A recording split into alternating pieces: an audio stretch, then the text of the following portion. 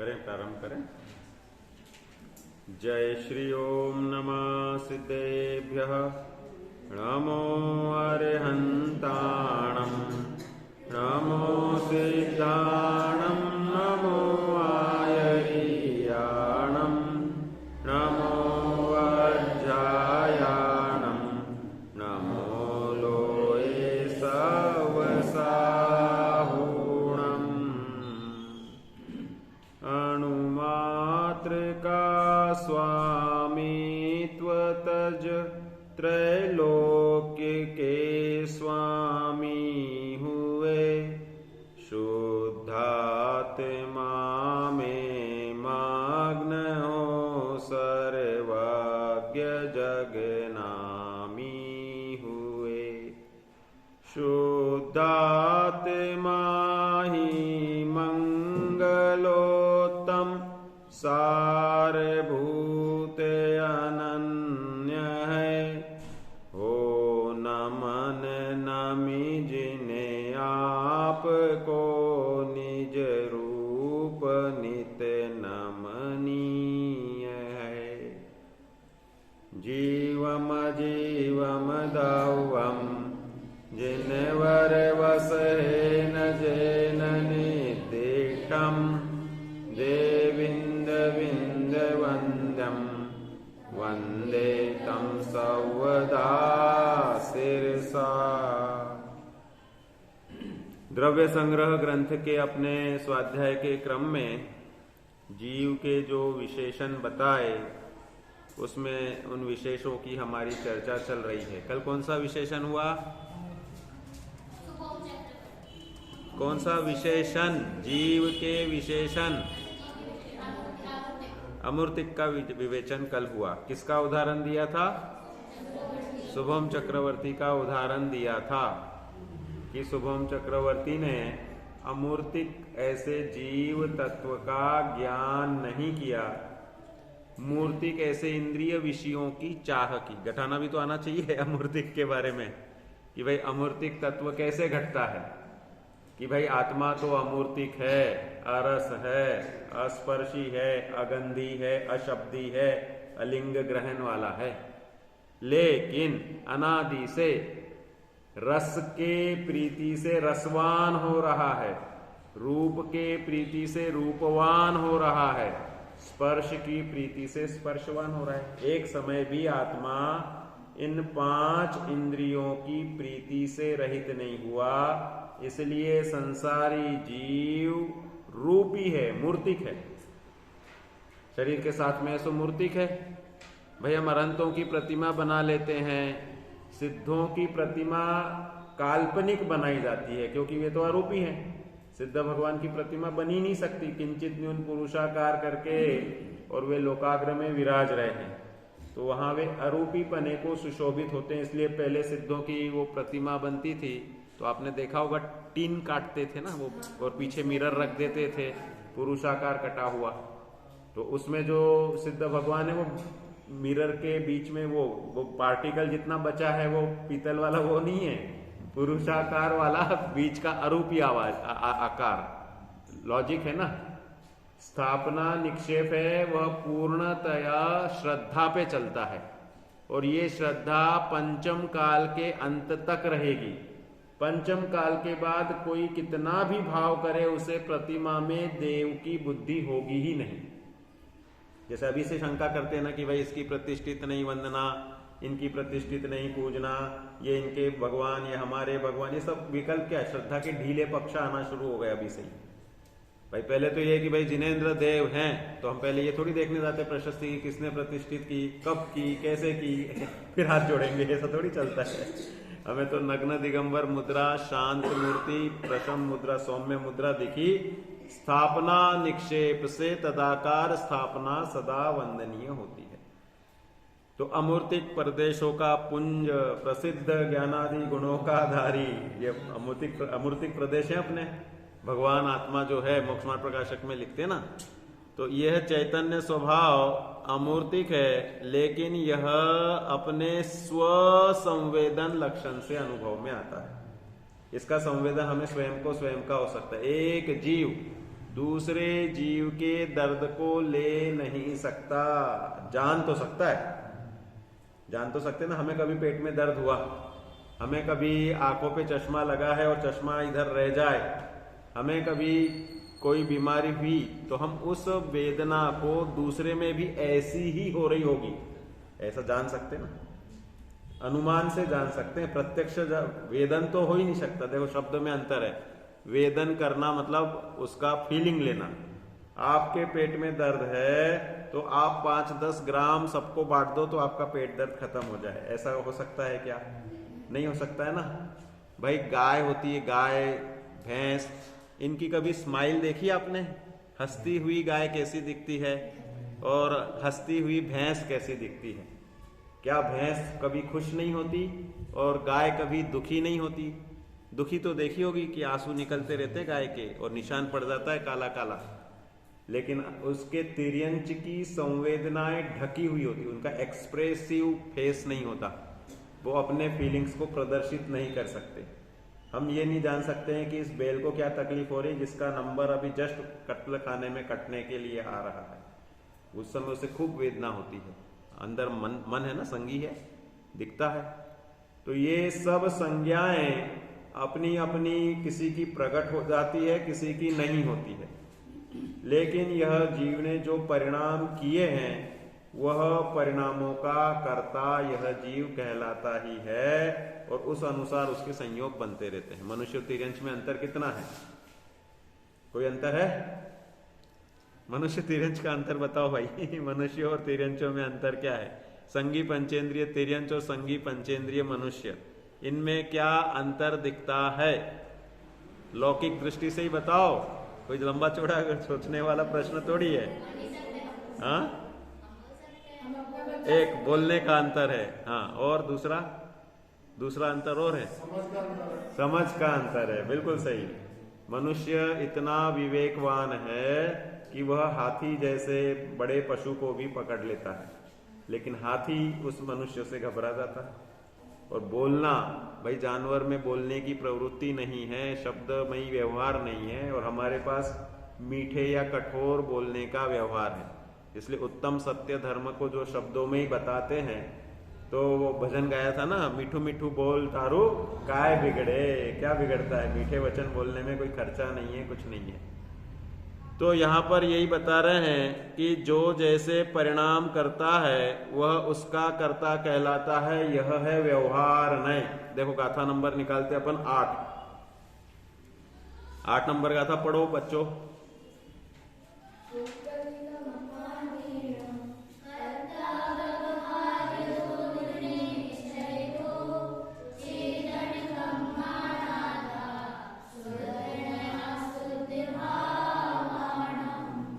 पुद्गल कर्मों का करता है व्यवहार से पर द्रव्य का करता है आत्मा।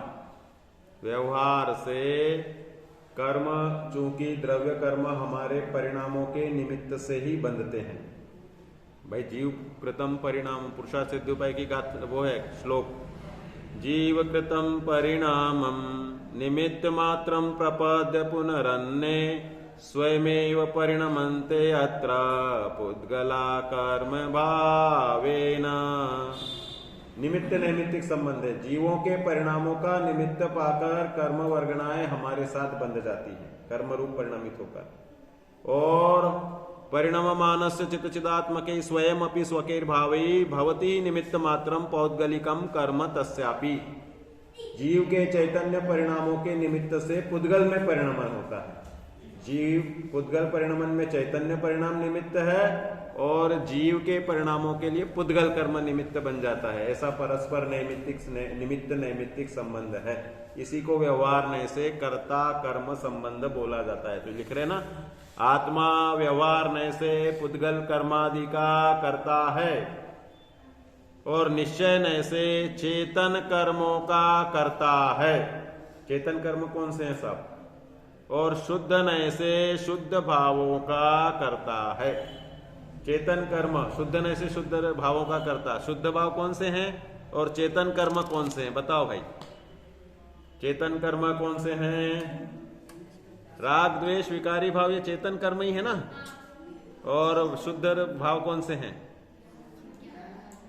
ज्ञान, दर्शन, सुख, वीर्य, स्वच्छत्व, प्रभुत्व, विभुत्व, ये सब 47 शक्तियां हैं। ये शुद्ध हैं कि अशुद्ध हैं? 47 शक्ति में कोई अशुद्ध शक्ति है क्या? सभी शुद्ध हैं। तो इसलिए शुद्ध भावों का कर्ता ज्ञानी कहलाता है, जो अपने शुद्ध भाव का भान रखता है। आपके बैंक में जो रुपए हैं उसकी आपको अगर जानकारी है तो आप उसके कर्ता हो। और अगर भूल चुके हो तो वो रखे बहुत सारे ऐसे भारत के बैंकों में कि आज क्लेम है ही नहीं, और लाखों करोड़ों रुपए पड़े रह जाते, व्यक्ति मर जाता है और पड़ी रहती बैंक बैलेंस। जाने सो कर्ता पने को प्राप्त होवे, और जानता ही नहीं है, मानता ही नहीं है, सो कर्ता पने को प्राप्त नहीं होगा। मैं अपने आप को शरीर जानता हूं तो मैं शरीर का करता हूं, और मैं अपने आप को आत्मा मानता हूं तो आत्मा का करता हूं।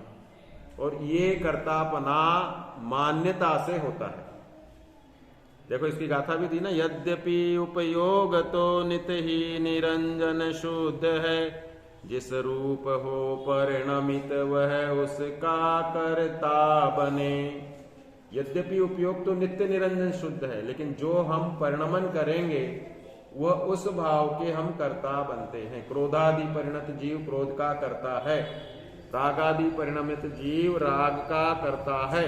जो परिणमन करेंगे चैतन्य कर्मों का करता, ये यहां पर यही बता रहे।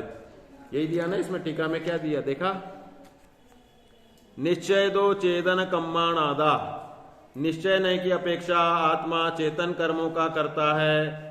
और वह यहां पर बताया, देखो रागादि विकल्प रूप निष्क्रिय परम चैतन्य की भावना से रहित होने से जीव ने रागादि को उत्पन्न करने वाला जो कर्म उपार्जित किया है, उसके उदय होने पर निष्क्रिय निर्मल स्वसंवित्ति को नहीं प्राप्त करता हुआ जीव भाव कर्म से शब्द वाच्य रागादि विकल्प रूप चेतन कर्मों का अशुद्ध निश्चय से करता होता है। ठीक है ना।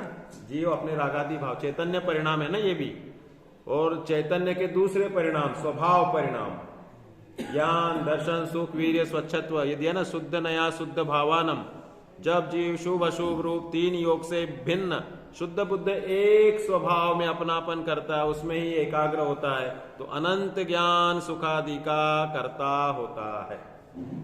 ये इसका स्वरूप है। इसलिए ये कर्तापने का संबंध हमेशा रहता है। संसार में हम पूर्व भवों में जो कर्म करते हैं, उत्तर भवों में वे कर्म फल देते हैं।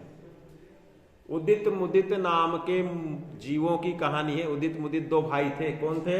कुलभूषण देशभूषण। नाम सुना इनका? कौन है ये कुलभूषण देशभूषण? नाम सुना है तो बताओ। कहां से मोक्ष गए? महाराष्ट्र से मोक्ष गए। कौन से क से स्थान है जिस क्षेत्र से? कब हुए ये? रामचंद्र जी के काल में हुए। रामायण की घटना कौन से तीर्थंकर के काल में हुई? मुनि सूरतनाथ भगवान के काल में हुई।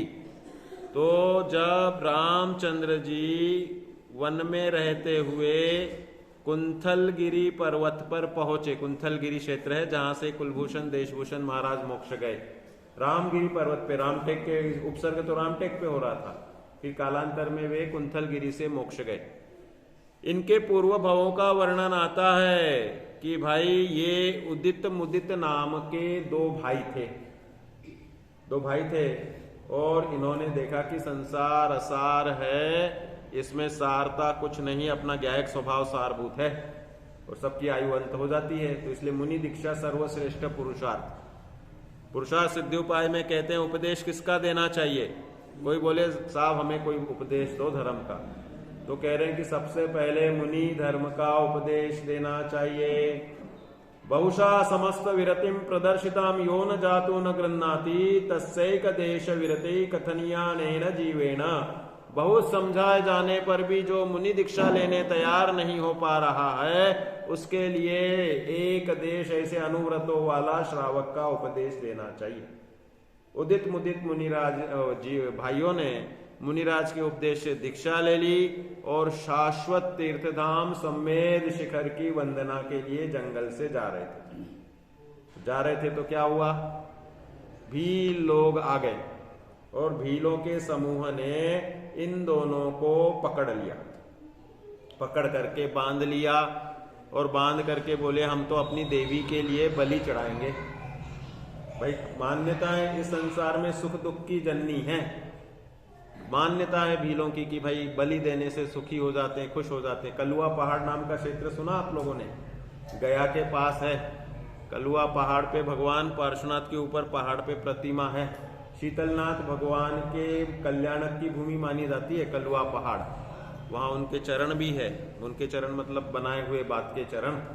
शीतलनाथ भगवान तो 10वें तीर्थंकर, अनेकों वर्ष निकल गए, तो इसलिए जो भी क्षेत्र है उसमें जो चरण बनाए गए वो तो अपन ने बाद में चेंज होते एक कोड़ा कोड़ी सागर पहले के आदिनाथ भगवान के चरण, दूसरे तीर्थंकर अजितनाथ भगवान के सिद्धवर कूट टोक है ना सम्मेद शिखर में सफेद पाषाण के चरण है ना अजितनाथ भगवान के, तो वो तो अपन ने बनाए हैं।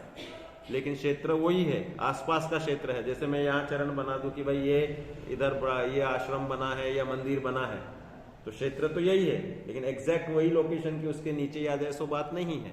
इसलिए शंका की कोई स्थान ही नहीं है। सम्मेद शिखर का क्षेत्र वह अनंत अनंत करोड़ों मुनिराजों की तीर्थ निर्वाण भूमि है। तो कहने का तात्पर्य ये है कि इतने समय पर्यंत वे रहे, तो सम्मेद शिखर की वंदना को जा रहे थे तो भीलों ने घेर लिया, पकड़ लिया और उन्हें वे बलि चढ़ाने के लिए ले जाने लग गए।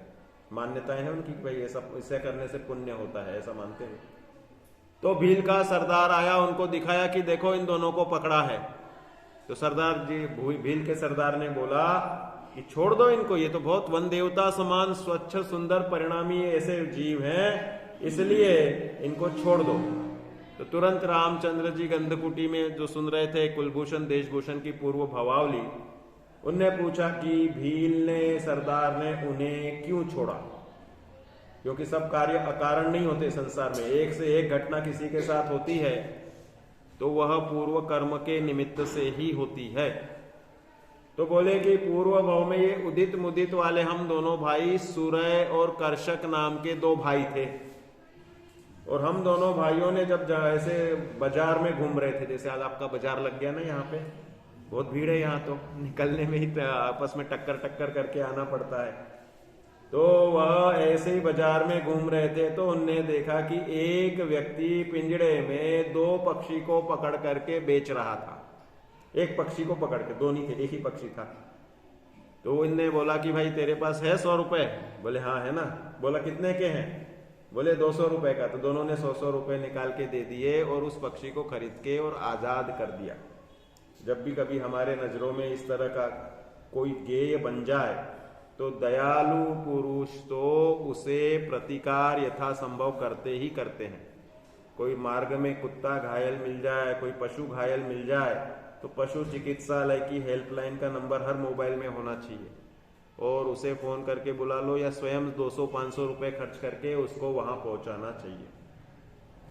तो वो कबूतर का या जो भी पक्षी का जीव था, संगी पंचेंद्री था, उसने कोई एकदम से 2 मिनट में पहचान नहीं हो जाती कि इन दोनों ने हमें बचाया। वो तो एक कृतज्ञता का सहज संस्कार उस पर आता है। ये भी संगी होते समझते हैं कि किसने मुझे पकड़ा है और किसने मुझे बचाया है। कालांतर बीत गया, बस इन बचा करके चले गए, नेकी कर दरिया में डाल। तो बोले कि वे दोनों सूर्य और कर्षक कालांतर में अगले भाव में उदित मुदित हुए और वो पक्षी का जीव भीलों का सरदार बन गया। तो उसे जाति स्मरण नहीं हुआ कि इन्होंने मुझे बचाया था इसलिए हुआ। उसके परिणामों में वैसा संस्कार था कि देखते ही उसे लगा कि नहीं यार ये अच्छे हैं, इनको छोड़ दो।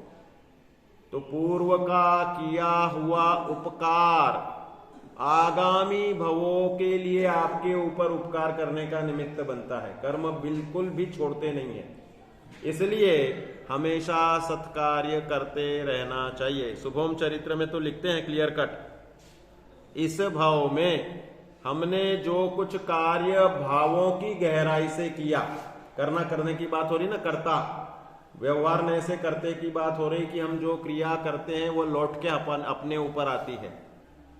तो वह करने की क्रिया कृत, कारित और अनुमोदना से होती है, और उसमें जो भावों की गहराई रहती है उसके अनुसार शुभम चरित्र में वे रत्न कीर्ति मुनिराज लिखते हैं कि जो परिणाम इस भाव में जीव परिणामों की गहराई से करता है वह परिणाम आगामी भवों में करोड़ गुना होकर फलते हैं। करोड़ गुना। तुम 1 पैसा दोगे वो 10 लाख देगा, इसमें कितना गुना हुआ? 10 लाख गुना। और हमारे शुभम चरु में बोल रहे हैं कि भाई करोड़ गुना फलता है परिणामों की गहराई से। उदाहरण चाहिए कि भाई आदिनाथ भगवान पूर्व भव में जब राजा वज्रजंग और रानी श्रीमती थे, कौन कौन? रानी श्रीमती का जीव भी साथ में था ना, भगवान राजा वज्रजंग थे आदिनाथ के जीव।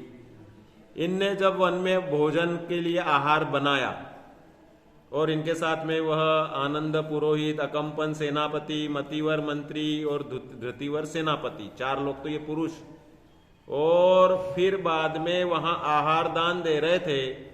तो कौन कौन आ गए पशुओं में? मालूम है किसको? चित्र लगे रहते मंदिरों में आहार दान के, इसमें सिंह, बताओ बच्चियों को आना चाहिए, सिंह, नेवला, बंदर और शूकर। सिंह मतलब लॉयन, बंदर मतलब मंकी, नेवला क्या होता है? इंग्लिश में क्या बोलते हैं? मुंगुस। हाँ, नेवला मतलब मुंगुस होता है जो सर्प को मार के खा जाता है, ठीक है ना। और क्या रह गया? शूकर। शूकर मतलब पीआईजी साहब, है ना। डीआईजी तो होते हैं, पीआईजी तो होते हैं। तो वह 4 जीव जंगल वाले, वे कितना आहार लेके आए? मुनिराज तिर्यंचों से आहार लेते कि नहीं लेते? देवों से लेते क्या? कौन से मुनिराज ने देव से आहार नहीं लिया? एक हाथ का नाम मालूम है? देवों ने नगर बसा बसा करके फिर भी आहार दे के गए उनके लिए, और पंचम काल के मुनिराज थे। बताओ, चंद्रगुप्त स्वामी, चंद्रगुप्त स्वामी जिनका दूसरा नाम विशाखाचार्य आता है, वे भद्रबाहु स्वामी की समाधि के लिए जंगल में रुके और 4 माह तक उनके लिए देवों ने नगर बसा करके और आहार दिया, और फिर प्रायश्चित लिया। उनको जैसे ही मालूम पड़ गया, वैसे ही जब संग आया तो उस समय वह पता चला। तो 3 गति के जीवों से मुनिराज आहार नहीं लेते। नारकी तो आ ही नहीं सकते बेचारे। तिर्यंच गति के तिर्यंचों से मुनिराज आहार लेते नहीं, क्योंकि तिर्यंच गति वाले अपने जैसा आहार खाते नहीं। कदाचित कोई बंदर आके मुनिराज को आहार देने लग जाए तो हम ले लेंगे क्या? मुनिराज नहीं लेंगे, क्योंकि तिर्यंच गति में वैसी शुचिता। भाई वो स्नान करके आएगा क्या बंदर? इसको काल्पनिक है ये। तो कहने का मतलब ये कि ऐसी व्यवस्था नहीं होती। तिर्यंच गति के जीव दूर रहकर आहार दान देख सकते हैं। सिर्फ देखते ही नहीं, उनको पूर्व भाव के संस्कार हो, पूर्व भाव का संस्कार या जाति स्मरण या उस संबंधी कोई भाव रखा हो, तो उसको देखकर अनुमोदना करके महान पुण्य बांध सकते हैं। इक्विवेलेंट टू राजा के पुण्य बांधा उन्होंने।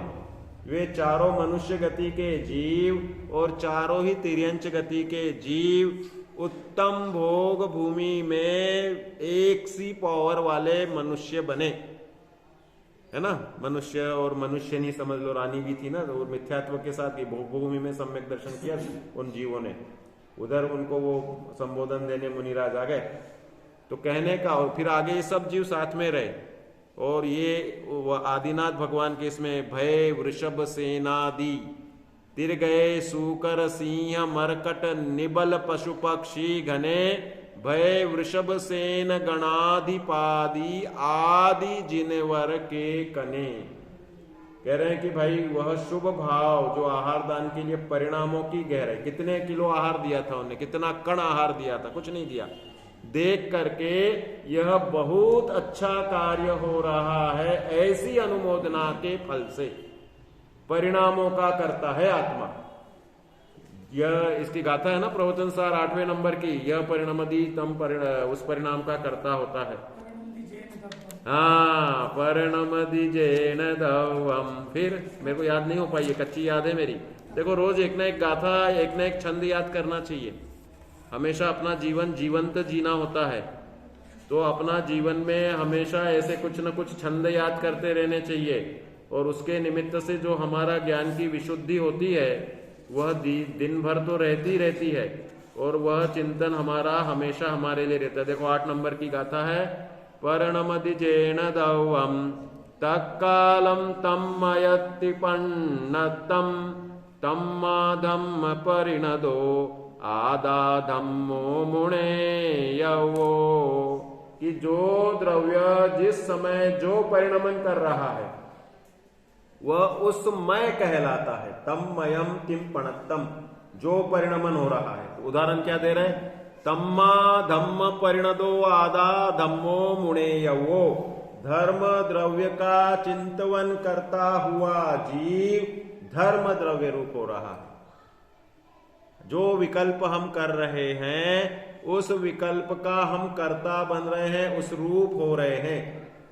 क्रोधादि परिणमित आत्मा क्रोधमय ही है, रागादि परिणमित आत्मा रागमय ही है। राग का कर्ता का सुबह गाथा चल रही ना कि जितने विभाव भाव है उन सब का कर्ता आत्मा ही है। इसलिए कर्ता है, आत्मा क्या है? कर्ता है। जैसे ये कबूतर के पक्षी की घटना थी, ऐसे ही जो हमने उस समय गुरुदत्त स्वामी की घटना बताई थी ना आपको। गुरुदत्त स्वामी के राजा गुरुदत्त हुए तो उनकी पत्नी एक थी अभयमती नाम की पटरानी। अभयमती, अभयमती का पूर्व भाव ऐसा बताया है कि वह एक इसकी शिकारी, बहेलिया शिकारी की पत्नी थी। शिकारी रोज पक्षी पकड़ के लावे, और ये दया भाव से इसने मुनिराज का समागम सुन लिया, कभी उपदेश कि भाई पशु मारना भी पाप है, पक्षी मारना भी पाप है। तो आजीविका तो उस पति ने तो स्वीकार नहीं किया। ये तो घर घर की कहानियां होती है। प्रत्येक जीव इतना स्वतंत्र होता है कि कभी पत्नी धर्म मार्ग पे लग जाती है, कभी पति धर्म मार्ग पे लग जाता है। संपूर्ण आकुलता रहित गृहस्थ कुटुंब धर्म मार्ग में वैसे अल्प ही होते हैं। राम, लक्ष्मण और सीता, ये 3 जीव थे, अधिकांश समय साथ में रहे, लेकिन तीनों की गतियां अलग अलग हुई। भाई मुनिराज को आहार दे रहे हैं, भावलिंगी संत को आहार दे रहे हैं, तो वो लक्ष्मण साथ में है, फिर भी लक्ष्मण अलग गति में गए, रामचंद्र जी अलग गति में गए। कहां कहां गए? सीता कहां गई? नहीं, बच्चियों से पूछ रहा हूं मैं। स्वर्ग में कौन से नंबर के? सीधा सीता को सर्वार सिद्धि भेज रहे। आरिका श्रावी, आरिका दीक्षा लेकर के जो वस्त्र सहित जितनी भी परिणतियां 16वें स्वर्ग से ऊपर नहीं होती। 16वें स्वर्ग से ऊपर जाने के लिए नग्न दिगंबर वेश, चाहे द्रव्यलिंगी क्यों न हो, वो चाहिए। तो श्रावक, उत्कृष्ट श्रावक में आते हैं एलक, शुल्लक, शुल्लिका, आरिका। उपचार से महाव्रती कह देते हैं।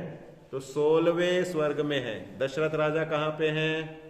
कैकेयी कहाँ पे है? कौशल्या कहाँ पे है? सुमित्रा कहाँ पे है? पद्म पुराण पढ़ा नहीं पढ़ा?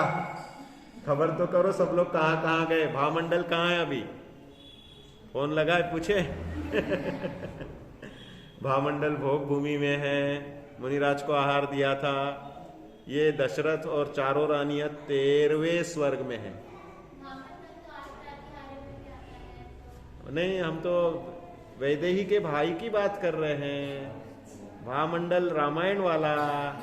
तुम वैदेही होकर के भामंडल को भूल रही हो, विदेहा को भूल रही हो। सब माता पिता जो वैदेही के जो आप अपने अपने नाम के अनुसार कोई गाथा मिले, कोई पद्य मिले, तो उसे याद करके हमेशा घोटते रहा करो। तो उससे अपने नाम की महिमा से स्वाध्याय होता है। सबके नाम आजकल बहुत गजब के रहते हैं ना, एक एक के। तो ज्ञान वैराग्य संपन्न नाम होते हैं, तो उन पुरुषों का स्मरण करने से ही हमें पुण्य होता है। वैदेही बोलने से सीता याद आती है ना, और उसके निमित्त से हमें शील की महिमा याद आती है, उसकी आरिका दीक्षा की महिमा आती है। सीता ने अंत के 62 वर्ष कठोर तपस्या की और अंत के 32 दिन तक निराहार उपवास करके समाधि मरण ग्रहण किया। लोग जब वह आहारचर्या को निकलती थी तो लोग बोलते थे कि ये वही सीता है जो थोड़ी सी बिजली चमकती थी या कोई आवाज आ जाती थी तो राम के बाहों में चली जाती थी। ऐसा वाक्य लिखा है उसमें। और वह सीता वन जंगल में आरिकाओं के संग में, अकेली नहीं, संग में अकेले साथ में विचरण करते हुए, भीषण ऐसी बरसात, भीषण ऐसे बादल गरजते हैं तो भी वह किंचित विचलित नहीं होती। कितनी धैर्य साधना है। ये वही सीता है जो सर्वांग सुंदरी थी और अब इसके देखो तपस्या के साथ शरीर कृश होकर के अनेक गाल पिचक गए हैं, शरीर कृश हो गया है, लेकिन तपस्या के तेज से इसका चेहरा और समग्र आभा वो चमक रहा, मतलब प्रकाशित हो रही है। ऐसे सुंदर सुंदर विवेचन उसमें दिए हैं। इनके माध्यम से हमें उन पूज्य पुरुषों की महिमा होती है। तो इसलिए इन शब्दों से भी स्वाध्याय होता है। नाम निक्षेप वह भाव निक्षेप का काम करता है, द्रव्य निक्षेप का काम करता है और स्थापना निक्षेप का काम करता है। नाम निक्षेप निरर्थक नहीं है। उसके माध्यम से हमें उन वाच्य की, शब्द ब्रह्म पर ब्रह्म के वाचक वाच्य नियोग, कि भाई शब्दों के द्वारा वह उस शब्द के माध्यम से उस व्यक्ति का, उस पदार्थ का ज्ञान होता है। इसलिए शब्दों का चयन हमें अच्छा करना चाहिए। इसलिए सब अपना अपना नाम के अनुसार एक एक गाथा, मुझे 18 तारीख तक हूं मैं, तब तक बताना कि हमने अपने नाम की ये याद की, ठीक है। अब मेरे को सबके नाम तो याद हुए नहीं है। जब मैं आत्मार्थी बालिकाओं की ऑनलाइन क्लास ली, अब रेगुलर रोज ही मिले, सब सिंसियरली बैठे, तो सब नाम भी याद हो गए और पहचान भी हो गई। तो इसलिए उन लोगों के साथ तो काफी घुल मिल गया था। इसलिए तो मैं स्पेशल अभी कल जा ही रहा हूं ना वहां पे 2 घंटे के लिए, क्योंकि वो सब बच्चियों को पढ़ाया है जो सब अभी वहां पर है। अब इन बच्चियों से भी धीरे धीरे परिचय हो जाएगा। तो कहने का तात्पर्य यह है कि अपने नाम की गाथाएं और वो सब याद करना चाहिए। कल मैं मंगलाचरण करूंगा ना, मेरे नाम वाला करूंगा, दीपक वाला, ठीक है। बनारसी दास जी का छंद करूंगा मैं, ज्ञान दीप की महिमा बताते हैं वो। तो ये यहां पर बताने का है कि आत्मा कत्ता है, करता है। तो व्यवहार नहीं का तो खूब उदाहरण दे दिया हमने आपको। एक और लास्ट उदाहरण दे देते हैं व्यवहार नहीं का, फिर निश्चय नहीं का। इसी में आ जाएगा निश्चय नहीं। जो हमारी श्वेत संदीव राजा की कहानी दी ना, उसका आधा पार्ट रह गया था शुरू का, कि श्वेत संदीव था राजकुमार, एक धृतिसेन नाम के राजा है। उन राजा के पुत्र हुए श्वेत संदीव, दूसरा नाम चंड प्रद्योत। तो वह राजा जैसे ही एक मुनिराज तो नहीं, उस समय वे गुरु थे, पढ़ाने वाले विद्वान थे। तो काल संदीव नाम के विद्वान उस राजमहल में आए, तो उन्होंने अपने पुत्र को उनके गुरुकुल में पढ़ाई के लिए सौंप दिया, ठीक है। काल संदीव गुरुजी बहुत मनोयोग से पढ़ाते थे और बच्चे सीखते थे। एक बार वे अनेक भाषाओं का ज्ञान कराते हुए यवन भाषा का ज्ञान कराने लग गए। यवन भाषा कौन सी है? ग्रीक। तो इसका मतलब भगवान महावीर के समय ग्रीक लोगों का अस्तित्व था। ये भगवान महावीर के समय की कहानी है, ये उसमें है, ये महावीर पुराण में श्रेणिक चरित्र में कोटेड है। तो क्या हुआ कि वह काल संदीव गुरुजी श्वेत संदीव को पढ़ाए, लेकिन श्वेत संदीव बुद्धिमान विनम्र होने पर भी वह समझ नहीं पाए और गुरुजी को आ गया थोड़ा सा क्रोध, तो उन्होंने उसे लात मार दी। आपको लात मारने की घटना से कौन से मुनिराज की घटना याद आ रही कि जिनकी लात या पैर को खाया गया? क्या किया था उन्होंने? पूर्व भाव में, 4 भाव पहले की बात थी, वो वायुभूति अग्निभूति थे। तो वह उनके भाई, बड़े भाई दीक्षा लेने के लिए चले गए थे। तो भाभी ने बोला कि आप जाकर के उनको मना करके ले आओ। और ये उद्दंड स्वभाव के थे, वायुभूति के जीव थे ये।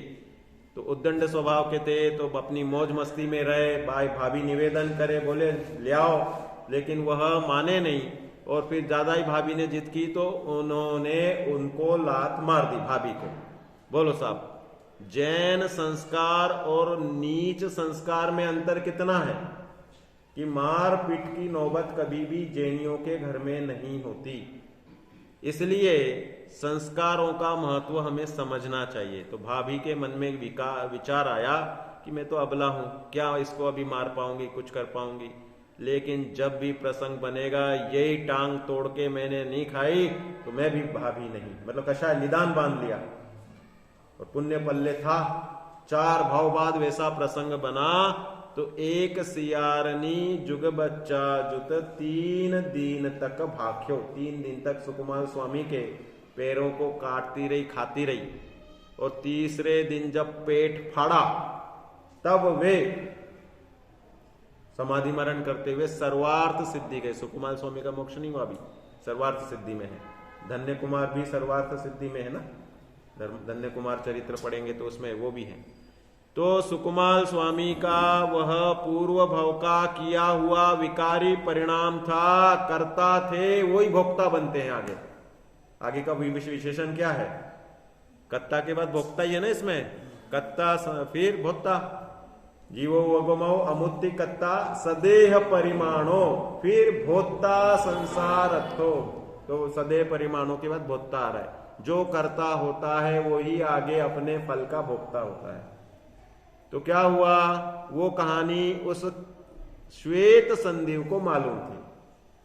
तो उसने बोला कि मैं राजा का पुत्र हूं, राजकुमार हूं, कल मैं राजा बनूंगा।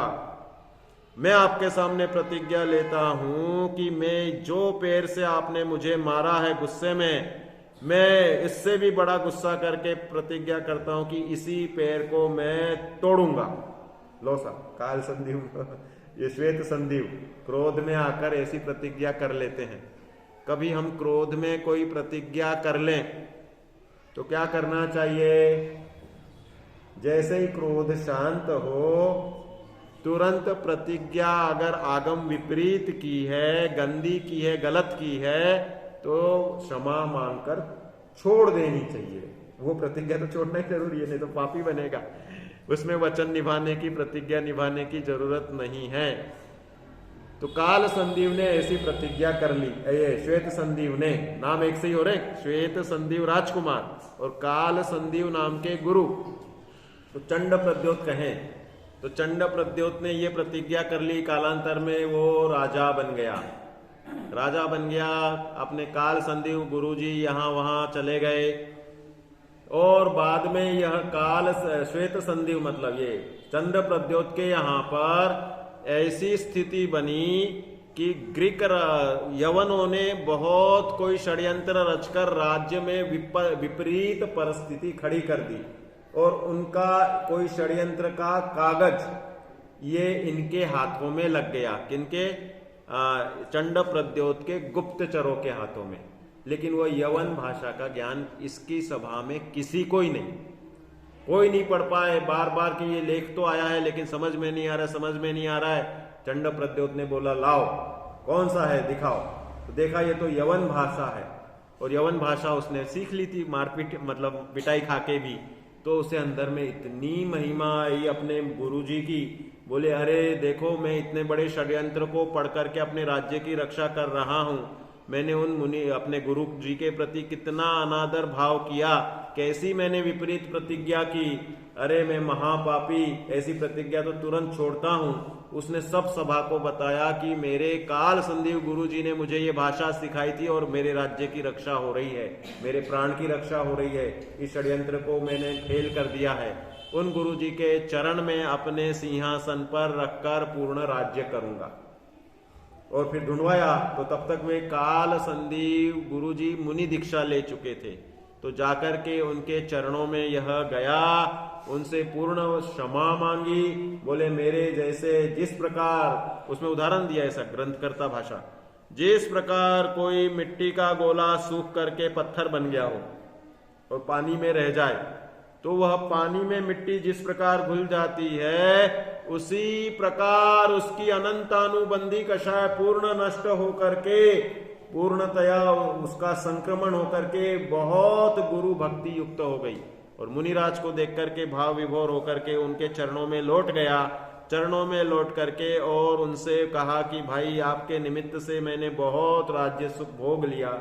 मुनिराज ने वैराग्य का उपदेश दिया और श्वेत संदीव राजा ने मुनि दीक्षा ग्रहण कर ली, जिनकी कहानी मैंने आपको आगे सुनाई कि वो फिर से वो जब पुत्र को सौंप दिया राज्य उनने, छोटे से बालक को, और वो राज्य पे उसको सिंहासन पे बिठा के तिलक कर दिया, मंत्रियों को संभलवा दिया, मंत्री बदल गए, बच्चे को जेल में डाल दिया और खुद अत्याचार करने लग गए। और वो श्वेत संदीव मुनिराज को कान में पड़ा तो फिर से क्रोध का संस्कार जागा और धनुष्य बाण मारने की मुद्रा में वो करने, क्रोधी थे मतलब बचपन से वो, तो इसलिए उस क्रोध को जीता उन्होंने और केवल ज्ञान प्राप्त किया। कहने का तात्पर्य ये है कि जो परिणाम हमने कर्तृत्व रूप से किए, उस परिणाम में अगर विकृति है, शिक्षाएं पूछेंगे लास्ट में, तो उस अगर कुभाव वाले कषाय वाले परिणाम है, उसकी निंदा करके प्रायश्चित्त करके उसकी तिलांजलि कर देनी चाहिए, उसे छोड़ देना चाहिए, उसे गांठ मार के नहीं रहना चाहिए। अगर हम गांठ मारते हैं तो जैसे पार्श्वनाथ और कमठ में वैर रहा, कितने भाव तक रहा, 10 भाव तो हम जानते हैं, उसके पहले से भी चल रहा हो तो मालूम नहीं, और वो परिणाम भी मालूम नहीं कि पार्श्वनाथ भगवान ने ऐसा कैसा उदय बांधा था कि 10-10 भाव तक उन्हें निरंतर 5 मनुष्य भाव मिले, तो उसमें कोई बाणों से मार रहा है, कोई अजगर निकल रहा है, कोई सिंह आकर के खा जा रहा है, इस तरह से उनके संयोग प्रतिकूल ही प्रतिकूल वो कमठ के माध्यम से निकले। तो इसलिए ये याद रखो, जो परिणाम जीव करता है वह उसका उस रूप कर्म फल आगामी भवों में भोगता ही है। और जो चैतन्य शुद्ध चैतन्य परिणाम करते हैं, जहां श्वेत संदीव मुनिराज ने श्रेणिक राजा के संबोधन से कषाय भाव का त्याग किया और अपने चैतन्य स्वभाव में ज्ञानम ज्ञाने प्रतिष्ठते किया, कह रहे कि भाई मैं तो ज्ञानमय भावों का ही करता हूं। ज्ञानी निरंतर ज्ञानमय भावों का ही करता है। करे कर्म सोई करतारा, जो जाने सो जानने हारा। करता सो जाने नहीं कोई, जाने सो करता नहीं होई। जो करता है वो ज्ञाता नहीं है, जो ज्ञाता है वो करता नहीं है। इसलिए हमें कर्तापना किस चीज का लेना है? विकारी भावों का कर्तापना बनेंगे तो उसका दुख आगे भोगना पड़ेगा। और चैतन्य परिणामों का ज्ञानी जीव अपने ज्ञान दर्शन सुख वीर्य भावों का ही करता है। मैं पर का करता किंचित भी नहीं है। ऐसा शुद्ध नय से शुद्ध भावों का ही जीव करता है। मैं अपने ज्ञानाधिक भावों का करता हूं, कर्म का या पर का करता नहीं हूं। इसलिए कर्ता कर्म संबंधी भूल छोड़ने के लिए और उसका स्वरूप बताने के लिए बता रहे आत्मा करता है। और 3 बात बता दी। कौन सी? व्यवहारने से कर्मों का करता, और दूसरा निश्चय नय से राग द्वेष विकारी भावों का शुद्ध निश्चय नहीं लिया है, और फिर शुद्ध नय ले रहे हैं जिसे शुद्ध निश्चय नय कहेंगे। नए चक्र की भाषा में उसे परम शुद्ध निश्चय नय कहते हैं। परम शुद्ध निश्चय नय से करता नहीं होता, ये तो स्वभाव है अपना। उसमें साक्षात या एक देश शुद्ध निश्चय नय से, वह साक्षात अगर केवल ज्ञानी है तो वे केवल ज्ञान के करता है, पूर्ण देश शुद्ध हो गए। और एक देश शुद्ध निश्चय नय से हम सुमति ज्ञान सुश्रुत ज्ञान के ही करता है। इस प्रकार से समझना चाहिए। सम्यक दर्शन ज्ञान चारित्र के करता है, वह एक देश शुद्ध निश्चय नय से है। पूर्णता हो तो साक्षात शुद्ध निश्चय नय या सकल उससे शुद्ध निश्चय नय से हो जाएगा। तो इस प्रकार कर्तापने का विवेचन यहां पर अपन ने समझा। तो कर्तापने के विवेचन से हमें अपने शुद्ध स्वभाव की महिमा करके उसी का कर्तृत्व रखना चाहिए, अन्य किसी का कर्तापना नहीं रखना चाहिए। क्योंकि अज्ञान प्रथमे अज्ञानी जीव कहे मैं सदैव एक, दूसरा न कोई है करता कर्म को। अज्ञानी जीव मानता है कि मैं ही कर्म का करता हूं और कर्म मेरे फल है। लेकिन जब अंतर विवेक आयो, आछो विश्राम पायो, भयो भेद गयो मिटी भारत भ्रम भरम को। कि भाई अंतर में जब चैतन्य का निधान पाया तो यह भ्रम मिट गया, जो भारत भरम मतलब बहुत बड़ा भ्रम, वह निकल गया। और कर्म को कर तार मानो पुद्गल पिंड, आप कर तार भयो ज्ञान के भाव को। कर्म का करतार पुद्गल पिंड को माना और आप ज्ञान भाव का कर्ता बन गया। इस प्रकार अज्ञानी से ज्ञानी बनने की विधि है कि भ्रम का त्यागना और अपने चैतन्य स्वभाव का ग्रहण करना। तो इस प्रकार से यह बात बताई। बताओ भाई कहानी में क्या सीखा?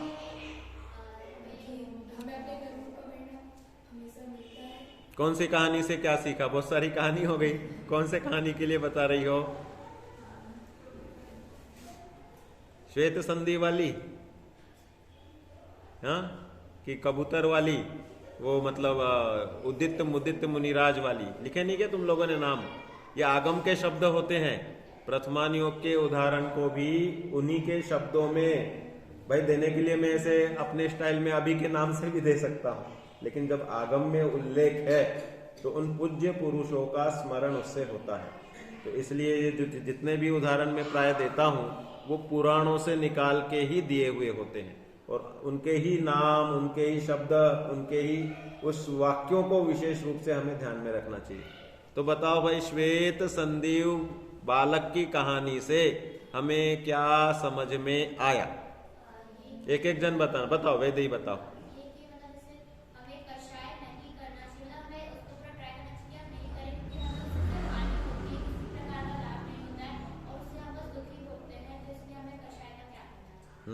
और इसके अलावा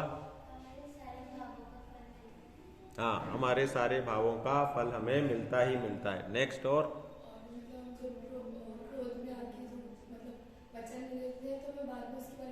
हाँ, क्रोध में किए हुए प्रतिज्ञा या वचन उन्हें कषाय छोड़ते हुए तुरंत ही त्याग देना चाहिए।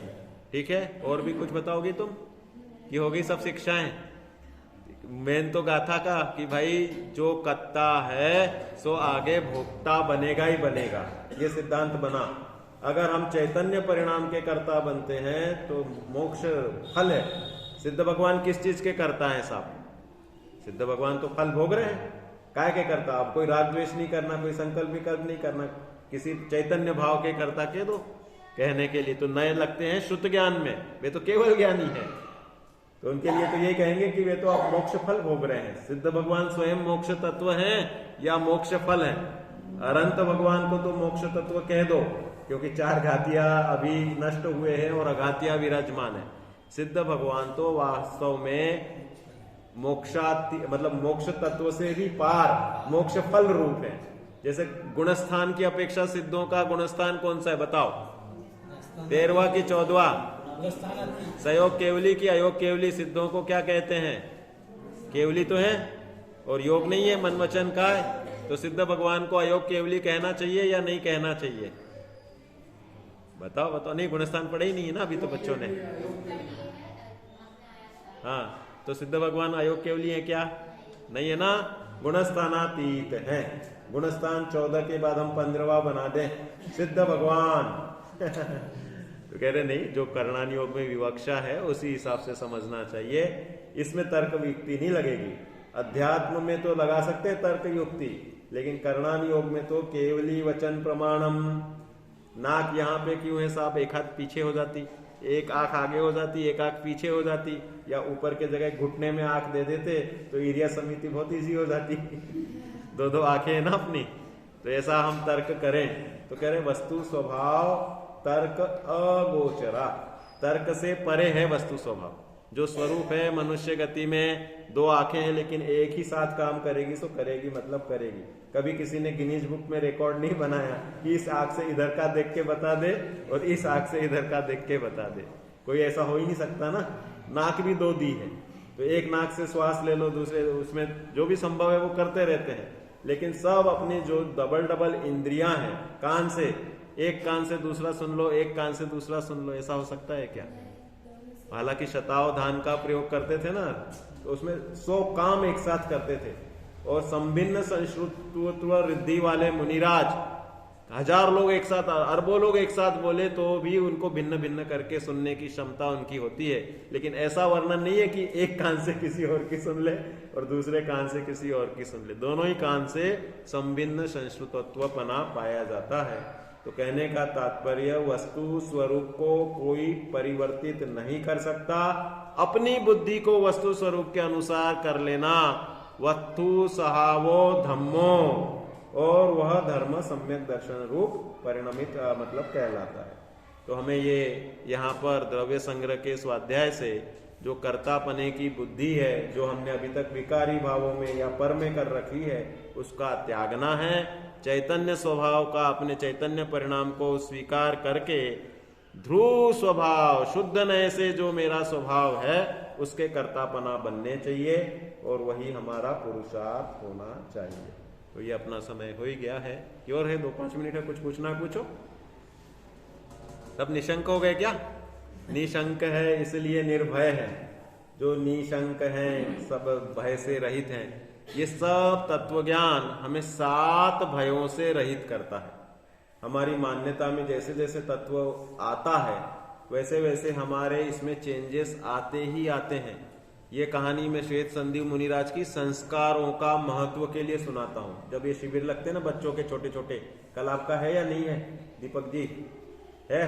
तो अब आपको ही कहे कि भाई 1 हफ्ते में 1 क्लास से क्या होगा? हम कहते हैं 1 मिनट से होता है काम।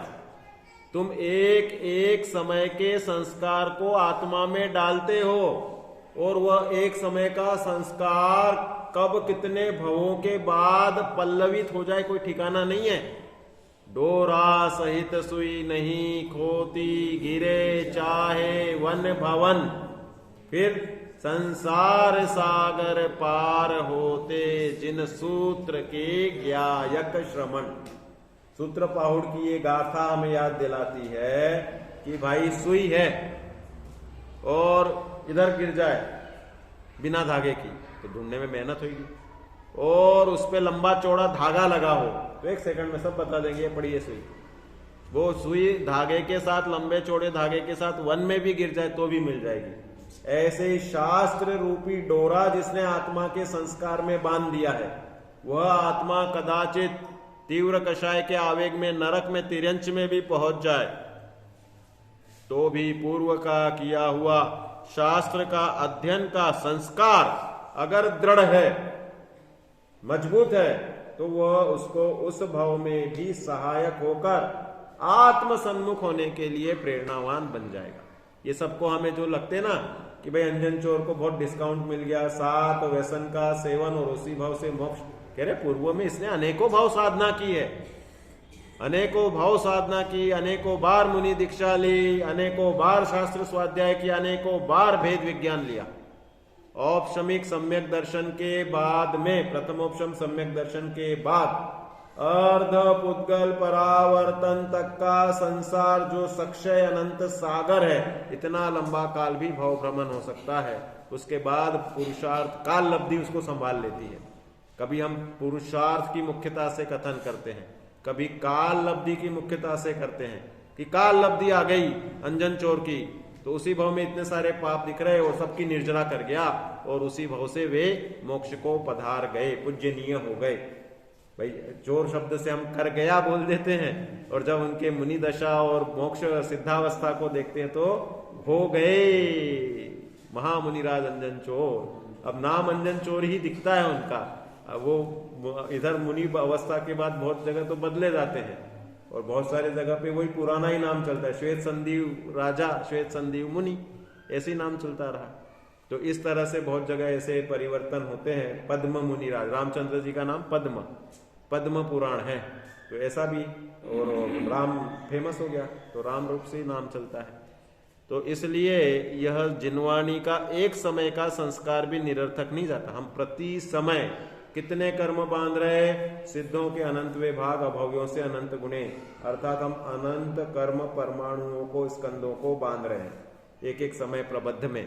तो इतना कर्म बांध रहे हैं तो वह परिणाम अगर धर्म सन्मुख है, शुभोपयोग रूप है ना अभी तो शुभोपयोग रूप परिणाम से आगे हमें पुनः धर्म का आलंबन मिलेगा और भेद ज्ञान और सम्यक दर्शन की प्राप्ति होती है। इसलिए एक एक समय को भी इस धर्म मार्ग में लगाना चाहिए, भले वह संडे की क्लास हो या वर्ष में किया हुआ छोटा सा एक शिविर क्यों न हो। बच्चों को या किसी को भी हम जो ज्ञान की बात समझाते हैं और वो थोड़ा सा सीखता है तो उसके परिणामों में उसका असर आगामी भाव तक रहता ही रहता है, भले उसकी गहराई जितनी हो उसके अनुसार। इसलिए गहराई से कर ले तो पुरुषार्थी बन जाए, नहीं करे तो ऐसे तो इसी भाव में लोग भूल जाते हैं, इसी भाव में बहुत दिखते हैं कि पहले बहुत धार्मिक थे और अंत समय में साथ साथ भूल गए। तो इसलिए गहराई परिणामों के अनुसार होती है। इसलिए योग सार की बात याद रखो, परिणाम से ही बंध है और मोक्ष भी परिणाम से। इसलिए हे भव्य जन परिणाम को पहचानिए। हम तुम सब परिणाम सुधार कर अपना कार्य साधें, इसी भावना से अभी की बात पूरी करते हैं।